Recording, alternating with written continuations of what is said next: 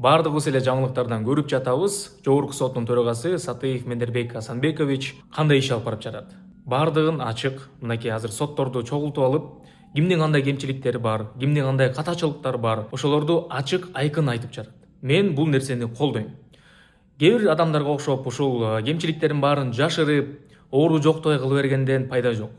Тескерисинче, ушул нерселердин баардыгын ачык айтып, ошол нерселерди оңдогонго аракет кылыш керек. Анткени чындыгында кээ бир ушул судьялар бар, өзүнүн иштерин ошондой мыйзам бузуулар менен алып барышы мүмкүн.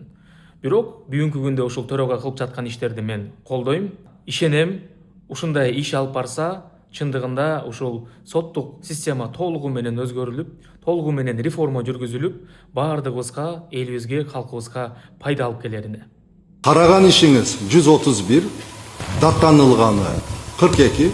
Бул жакшы көрсөткүч дейсизби сиз? Айтыңызчы. Жок, бул жакшы көрсөткүч деп биз азыр 80%дан жогору болсун. Азыр баардыгыбыз билебиз. Мыйзам күчүнө кирген. Соттор бааланабыз азыр.